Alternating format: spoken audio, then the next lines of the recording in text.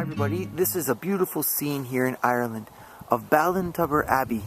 We're in County Mayo. This is in the western part of Ireland, and it's a spot where an amazing story took place that I'd like to tell you about. It's a story of forgiveness, a story of the priesthood, a story of holiness, and in the worst of conditions. The spot you're looking at here, Ballintubber Abbey, was an actual monastery for many years. And the ruins that you just saw were actually ruins from the Cromwellian persecution, where Oliver Cromwell persecuted the church present here in Ireland. Now across these fields, you'll see the hills in the distance. As we look upon this little scene here, I want to tell you the story of the priest hunter. You see those hills in the distance? Well, in this spot in Ireland, back when Cromwell was persecuting the Irish people and the Irish faith, a priest's head would go for £10 if he was young and £5 if he was old. There was an old priest, and so there was a fellow in the village named Sean. And Sean was a terrible fellow who liked to drink, and he would do anything to get the alcohol that he could, including killing priests.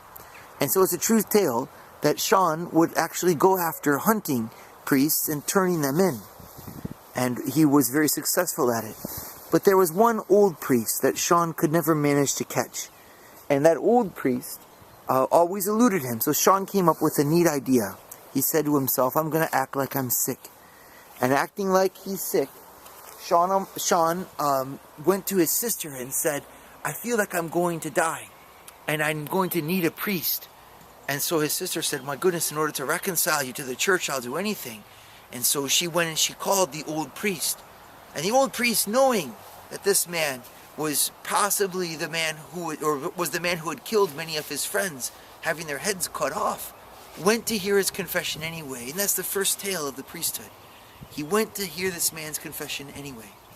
And sure enough, as he was laying on his bed, the man, at the end of his confession, or at the beginning of his confession, pulled out a knife and stabbed the priest to death. The old priest died. They had his funeral right here in this funeral graveyard, which you're seeing. And at the funeral, a young priest came. But the young priest was scared of being turned in. So he dressed himself up like an old, what they say in Ireland, a beggar woman. That's what they say. So he dressed himself up as an old lady who was of a peasant stock. But the priest hunter knew the young priest would come, and he was looking for him at the funeral. And so sure enough, he ran after him, and the young priest took off running and ran across this valley that you see here. At the time was kind of, it was more of a bog, and they ran up into the hills in the distance there. And the priest hunter finally caught the young priest dressed up as a beggar woman, and the two of them were wrestling in a life or death struggle. When at that time there was an old man who had followed the two, and he came upon them, and he actually killed the priest hunter, that would be Sean, and brought him to his demise. So it's quite a tale. It's not over yet. Where I'm standing, you see a big tree behind me. I want to tell you the story of this tree, because at the funeral of Sean, the people were so upset that they took his body and they threw it into the lake. And the young priest, just like the old priest who refused to not hear that man's confession, even though it could bring about his death, which it did, the young priest refused to let his people act in this way. And he said, everyone deserves a burial, everyone deserves forgiveness. And so he made the people drag the body out of the lake and bury Sean in this graveyard. What we're looking at behind me here is the actual grave of Sean, the priest hunter. You wonder why there's a tree growing out of it. Well, as it turned out, this tree growing behind me grew straight out of his grave, mysteriously, and split the grave asunder. And it just was recently in a storm that it fell down, which is what you're looking at here. But for over 200 years, this tree grew on the top of that man's grave and split it asunder. Is it a sign? We don't know. But what's for sure is that the triumph of this story isn't so much that the priest hunter was killed in a tragic way.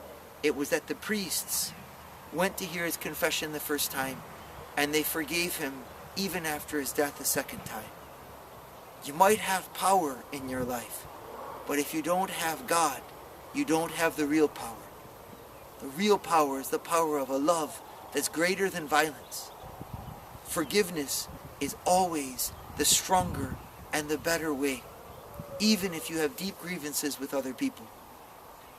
Trees bursting graves asunder is perhaps a sign to us that there's another one who takes care of our lives. But for us, it's to forgive always. I hope this tale has helped you grow in your own faith and remember the triumph of love, to pray for our persecutors no matter what. God bless you.